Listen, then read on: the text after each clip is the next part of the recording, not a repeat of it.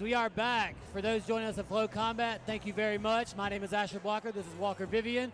We've been walking you through the first segment of our fights. Had a few amateur fights so far. Walker, what'd you think? You know, the first amateur portion of the card was actually very exciting. It paves a great way for all these South Carolina state championships coming up, man. This card is turning out to be way more than what we thought it was going to be. You know, it's a lot more exciting than to be expected by these amateurs. You know, really promising, you know, when your first few amateur fights, in these type of cards are always, you know, 1-0, 1-1, 0-0. Man, I thought we saw some pretty good action. Some good jiu-jitsu, nice stand-up war there at the end. Really a lot of promise by these young amateurs. Bring me Hannah Scoggins.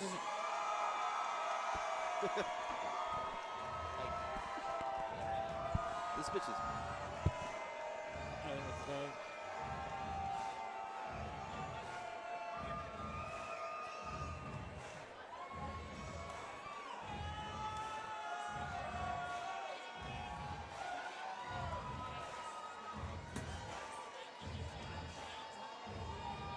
What's that?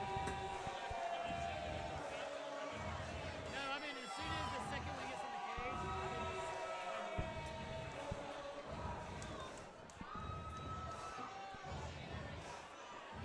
All right, we're back. Laneisha Vinson already in the cage awaits Hannah the Rock Scoggins, who just entered the cage in the red corner. Hannah is 2-0 from Revolution Mixed Martial Arts. The South Carolina Strawweight State And let's turn it up to Bruce. First, let me introduce you. Fighting out of the blue side of the cage. She's wearing the black and pink, standing 5'3", weighing in at 115 pounds. Her record, 4 wins against 2 losses. Representing Beast Mode Killers out of Columbia, South Carolina. Please welcome Laneisha, the She-Hulk Vinson. Her opponent fighting out of the red side of the cage, wearing black with a pink stripe. Standing 5'3", she weighed in at 114.5 pounds. She is undefeated at 2-0. Representing Revolution MMA out of Inman, South Carolina.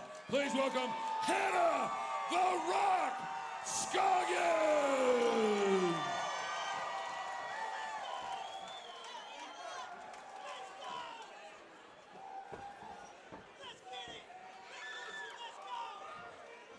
And here, kicking off our second portion of the card, on to our amateur championships.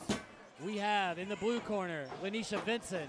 In the red corner, Hannah the Rock Scoggins, and they are getting after it. Oh, coming right out. Laneisha Vinson really came out banging, didn't she, Walker? Throwing bombs right out the bat. You know, this is a matchup I was really looking forward to. If I'm going to keep it pretty honest right now, I think Hannah Scoggins has all the star power in the world. She has the looks, she has the talent, she has the hard work, and she has the following behind her to make it big. Hannah Scoggins cornered by her husband, Justin Tank Scoggins from the UFC, UFC flyweight. That's got to be a good advantage, right? Yeah, you would think so. Justin Scoggins is another talented fighter, young fighter in the UFC already. I'm sorry to interrupt. We got a tight guillotine by Hannah Scoggins, and Laneisha does a good job popping her head out.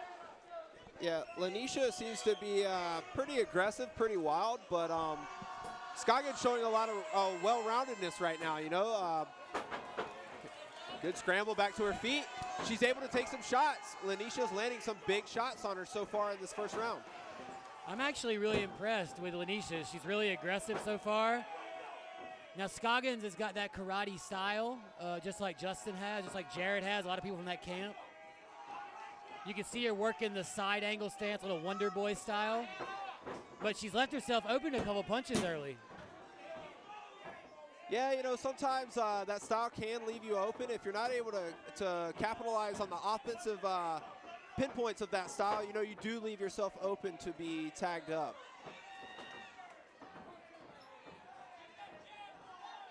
Really exciting fight so far by both ladies.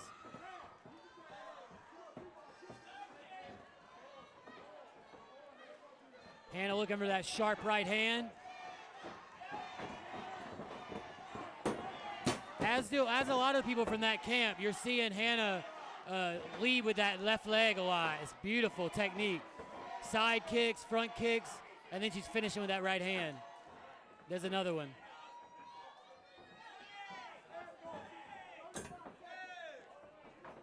Hannah switching stances, looking for the hook kick.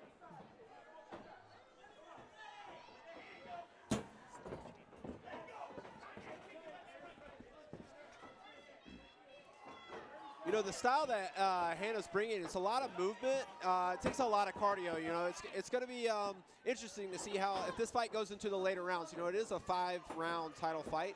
It'd be very interesting to see if she can keep this pace up. And we want to remind our fans, I'm glad Walker mentioned that, is that these fights, the next few fights we're going to see for the amateur championships, they're all going to be 5 3-minute rounds.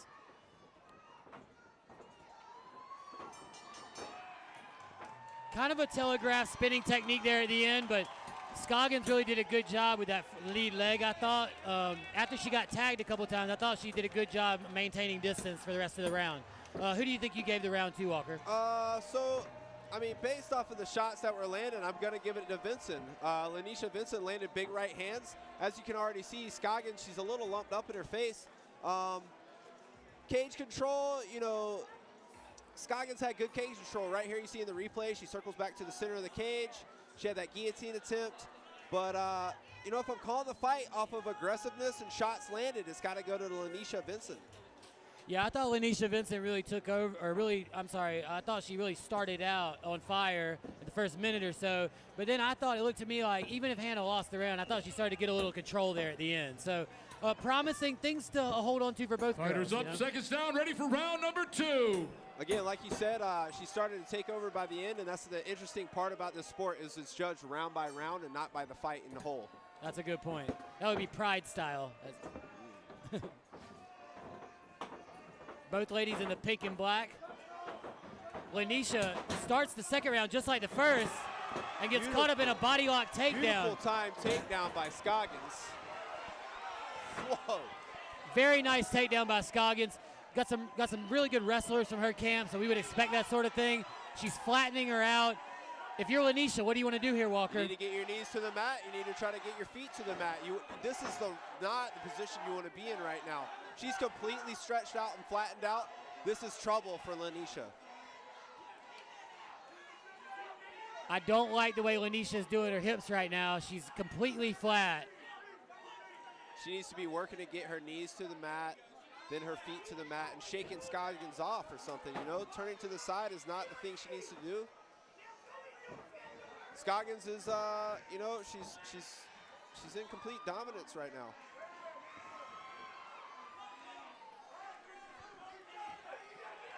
Still has Laneisha flattened out. You know, even if Laneisha's able to get out of this, I think it really zaps your energy being in this position. Now you're starting to see Hannah switch to the body lock, which can be even more suffocating, especially face down. Absolutely. Something I was going to touch on now is where you see Laneisha's heart. You know, Scoggins is a very good position, and this is an easy way. You know, Laneisha doesn't want to be here. This is an easy out for her if she takes it. It's something right now we just have to see. You know, it's early in the fight.